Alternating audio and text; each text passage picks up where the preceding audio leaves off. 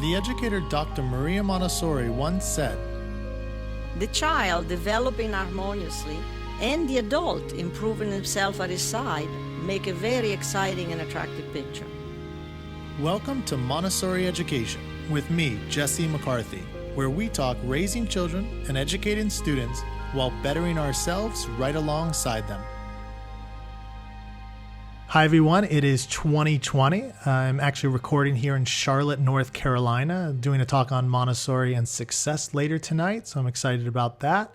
I thought to start things off right in the new year with you guys out there, I wanted to answer the question I've been asked the most by listeners. And basically that is, what can I do with my child that is Montessori at home? Now this question has been sent to me in many forms. For instance, what if there is no Montessori school near me or no great Montessori school near me? What do I do? And another is, what if I can't afford Montessori school? What can I do at home? Or, I've gotten, my daughter is in Montessori school, but what should I be doing with her after school? So there's these and so many other similar questions that are all connected with what I'll be talking about today, which is Montessori at home. Now, I'm going to be giving 4 suggestions about it all. Now, these will not be exhaustive. So there's so much more and so many different ways to approach this question. But I'm hoping that what I'll say will go, a long way, both for parents who are kind of curious about this topic and, want some real world guidance, as well as for teachers who might want to share with families at their school.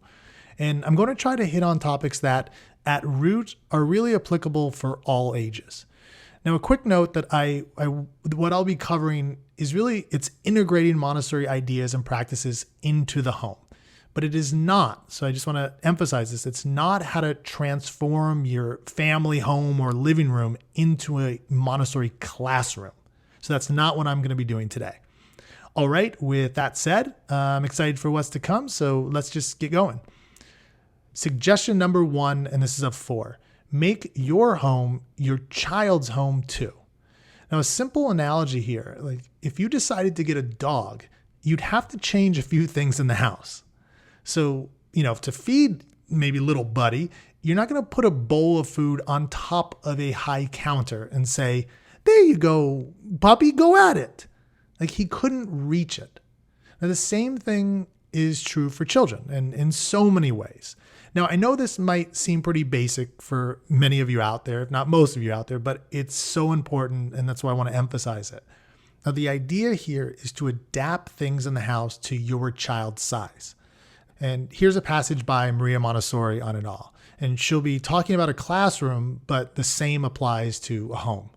Quote, "The surrounding objects should be proportioned to the size and strength of the child. Light furniture that he can carry about. Low dressers within reach of his arms. Locks that he can easily manipulate. Chests that run on casters. Light doors that he can open and shut readily. Clothes pegs fixed on the walls at a height convenient for him. Brushes his little hand can grasp. Pieces of soap that can lie in the hollow of such a hand. Basins so small that the child is strong enough to empty them. Brooms with short, smooth, light handles. Clothes he can easily put on and take off himself. These are surroundings which invite activity, and among which the child will gradually perfect his movements without fatigue, acquiring human grace and dexterity." End of quote. So incidentally, that's from Dr. Montessori's book, Spontaneous Activity in Education.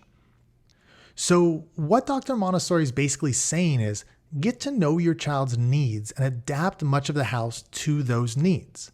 And again, this does not just apply to toddlers and preschoolers. The same principle goes all the way up to your child is, just out of the house, hopefully before he's 30, maybe. So if you have a teenager, for instance, controlling everything about her room, like maybe the posters she puts up, is not going to be helpful. Now, as many parents have learned firsthand, parents with older children or now that are adult children, doing stuff like that will only lead to disaster. For one of a teenager's deepest needs is to really come to know her own unique likes and dislikes, like to discover and form her very self.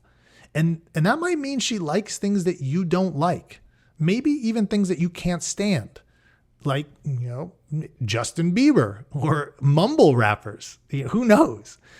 On a side note, I really feel for parents of older kids today with people like that. But anyhow, bottom line, it's so important to remember that your home is a family home with members of that family who are each different. It can be very different and each unique, like that daughter who's googly-eyed about mumble rappers. I'm raising these kind of non-traditional Montessori at home examples because making your home also your child's home is not only about, physically child sizing your house. And this isn't all just for babies. I mean, everyone knows to cover electrical outlets when infants are around. But how many know how to allow a work table save for older children who might want to experiment with magnets and electricity? It's about allowing aspects of your home to fit your child's personality too. His or her unique spirit and at any age. So if your daughter, likes that Netflix show, 13 Reasons Why, and all you're thinking is, well, why? Why does she like this? I mean, you might have to just suck it up. Now, having said this, always, always, always remember that you have the final say, as ultimately you are the adult. Your daughter's not putting up a poster of Bieber in the family room, like that's your limit, something like that.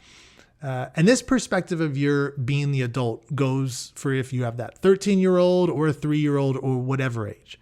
Just try your hardest to get yourself in your child's shoes at home, like when thinking about it all. Like, obviously not literally, but for instance, like for much younger children, and when you're thinking about the physical environment, one day, let's say when your child's not around, get down on the ground and look at things from that low perspective, your child's smaller perspective.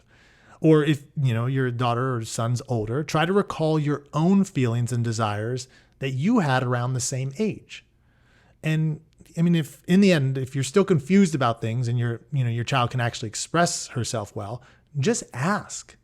I mean, who wouldn't like being asked if there's anything they might like changed around the house? Now, with all of this, I do want to emphasize not to sacrifice yourself in this process.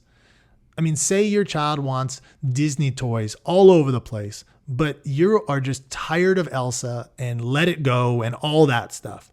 Well, you're going to have to find a middle ground and don't just give in to demands. Related, and this is especially for parents with infants and toddlers, I'm just seeing this today more often than I've ever seen it, but don't turn your home into a shrine to your child. Like, babies don't exist so that we can just adore and pamper and bow down to them all the time. Like, we're there to aid their growth, not stunt it by treating them like, like awe-inspiring, these supernatural beings. I mean, homes are not for angels. They are for families. And so it is not all about your child. It's about the happiness of everyone living there as a kind of mini community. Okay, so closing up on this point and kind of going back to that passage I read by Dr. Montessori, notice that in that she mentioned a broom. Now, in a Montessori classroom, children help take care of the room, which is so abnormal in a normal kind of daycare or traditional school. And this would include like keeping the room clean. And the same goes for the home, because it's your child's home too. That means he or she is responsible for part of it. And within reason, of course, obviously. And this leads me to my second suggestion. Involve your child in as many grown-up tasks and activities as possible. And this is like helping them to use a broom for cleaning up messes, or to water plants around the house, or squeegee windows. And depending on your child's age, I'll give you a bunch more just quick activities. Helping fold the laundry, making the bed, being a part of dinner prep. And that's everything from shopping with you for groceries to cleaning vegetables to making the table. I mean, in older children, even to cooking the meal. And I mean, if you're old school, we're talking about taking out the trash, mowing the lawn. I'm actually curious if anyone out there even still does this yourself, mowing the lawn. But anyways, and I mean, there's You could be growing flowers or herbs. I know there's some people out there that like to garden, things like that. Or, those days when you're just cleaning the house, if you don't have a cleaner, you actually clean your own house, involve the child. It's a family house cleaning day, right? So anyways, this list can go on indefinitely. Especially given you'll have 18 years or so with your child at home. So many things. Now, just keep in mind with any activity that it doesn't turn into a dreadful chore. A lot of us experience this as kids where, parents are like, you've got to do this. That's not what we're talking about here. It's including children in taking care of the house. So if you make them enjoyable from the beginning, your child will feel great about doing his part to take care of the home and of himself. Now, actually, to go one step further with these grown-up tasks, to the extent possible and where appropriate, try to involve your child in your actual work. Now, I want to give you a great example of this. So a listener named Dilek wrote me a few months ago, and she was asking about what to do with her daughter, 6 years old, given there's no Montessori school in her village in Turkey, and the other nearby school options just aren't that great either. So what's interesting, though, is she and her husband run a little boutique hotel there. Anyway, here's part of my response to her question. Given that you literally have a home business, my biggest advice that would be, Montessori, is to involve your daughter in as much as possible of what it takes to run your hotel. From fixing the piping if something breaks to business plans, of course, all dependent on her ability at any time. Even if she's just shadowing you and dad when you're doing adult work there, like paperwork, she will absorb a lot. I can tell you this. Most American children who go through 12 years of public schooling in this country are worse off educationally than if your daughter spends the next 2 or 3 years just working with you at your hotel. And I mean that. It's just so important for children to feel a part of something and gain the skills and confidence to actually contribute to it, versus sitting in a desk listening to a teacher lecture at them about info they'll just forget a few weeks or months later. So that's what I told this mom, who was, super receptive and just a very sweet woman. The thing is, though, some people, not Dilek here, can get stuck in the mindset that Montessori is just about materials. And so without a Montessori school, it's like the world is over. Now, to a large extent, real Montessori is about the materials, most especially in the classroom. Montessori materials are fundamental to Montessori school. So definitely do all that you can to find a great Montessori school with real materials.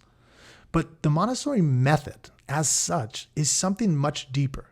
It's what's behind those materials. It's about understanding and meeting children's needs for life.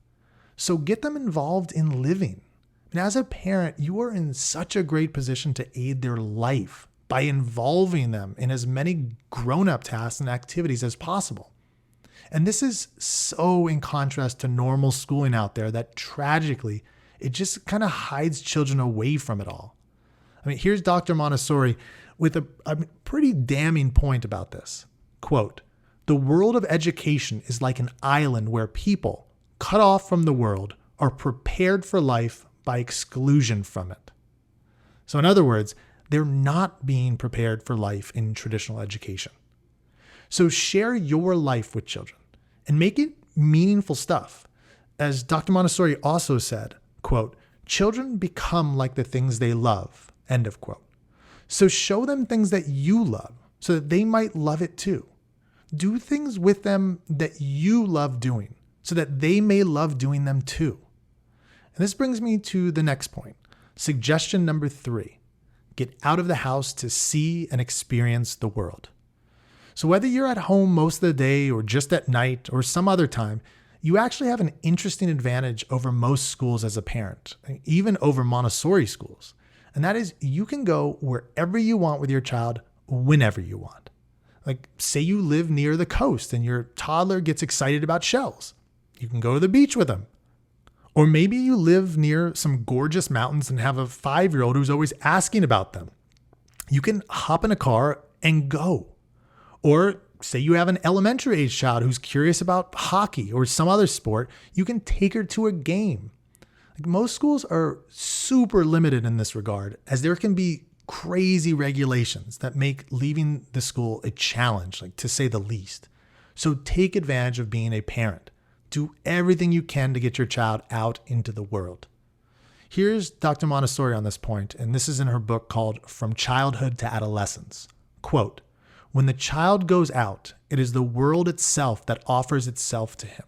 Let us take the child out to show him real things instead of making objects which represent ideas and closing them in cupboards." End of quote. And that world out there, it's huge, of course. So if you have the money, travel a bunch. There's so much to explore. And even if you don't have money, wherever you live, there are nearby places you have not been to. So if you haven't been to a few places near your home, imagine for your child how much new, crazy, fascinating stuff there is out there. And unless you live in some objectively dangerous inner city, try to guard against handing down some kind of irrational fear of the outside world, of scary people and bad places. Most of us live in statistically very safe places for children. Now, as an extreme example of this point about not kind of hiding your child away, I saw this movie years ago. I think it was called The Virgin Suicides. And there was this couple, and they were in such fear about their children being affected by our supposedly modern, kind of sinful culture, that they wouldn't let their kids leave home after school. And I think the parents, they were extremely religious, something like that. Anyway, what I remember is that these young girls did what they could to experience what it'd be like to get out and explore. So they'd listen to records in their room, and they'd look at postcards or magazines, something like that. And they'd imagine themselves just traveling all over the globe. In a way, it was kind of beautiful what these children did to free themselves despite not actually being free. Anyways, I'm pretty confident that 99% plus of the listeners, you guys out there, aren't anywhere near this. But it's just worth checking ourselves to see if we have any kind of unwarranted fears about the outside. We don't want to pass that down to our children, or if you're a teacher, to students. Anyway, there's just no substitute for the real world. Dr. Montessori taught that the base of all knowledge is experience. And I most definitely agree. Her original schools were actually copying much of the world out there. So, being kind of a smaller classroom version of it. So as parents, you have this awesome opportunity to expose your child to the real thing. Even if I'm talking like a scheduled walk around the neighborhood, that's great. Just get out there. Okay, my last suggestion, number 4. Surround your child with other children, especially of mixed ages.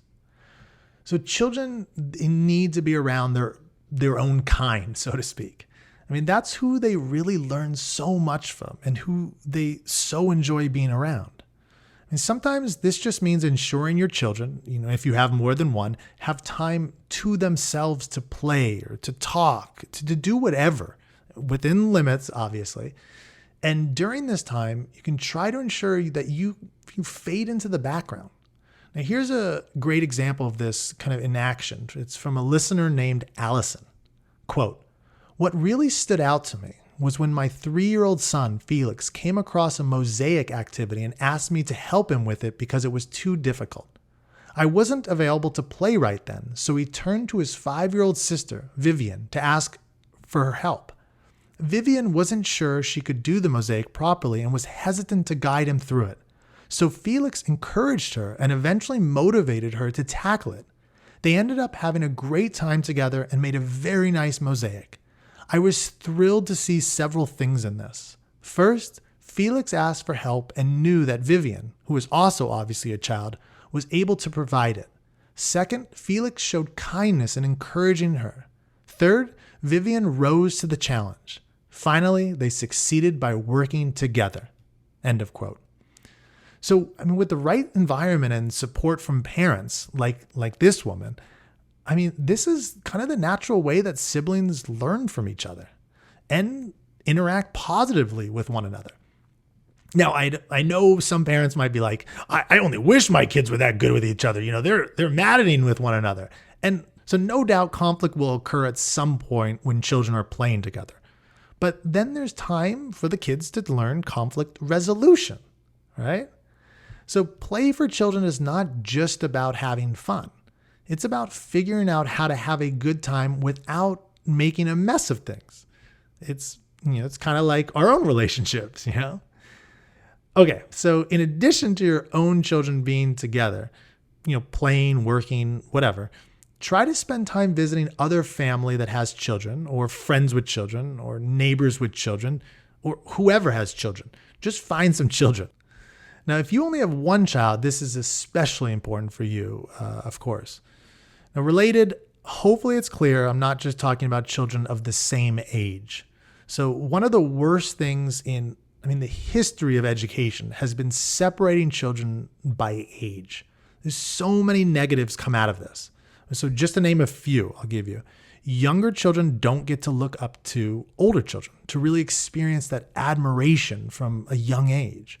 Children don't see the huge amount of differences in ability and personality among ages.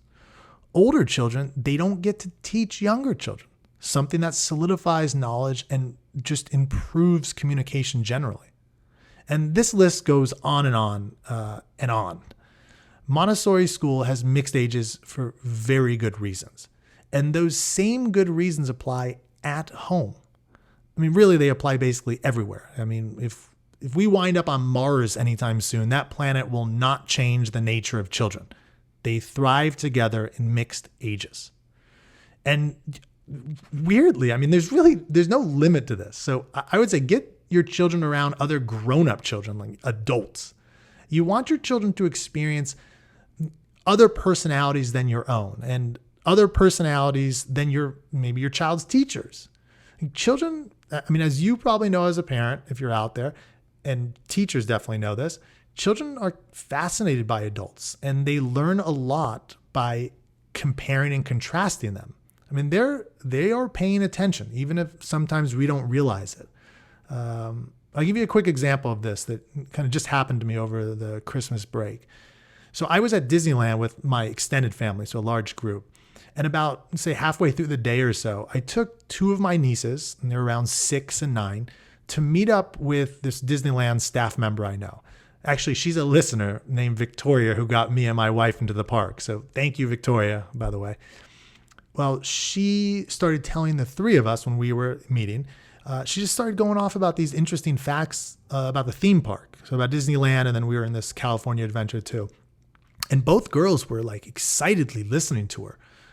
My older niece, she was really focused though. And later when we we just met back up with the rest of our family after we left Victoria. My older niece, she would just start pointing things out in the park that Victoria had shared.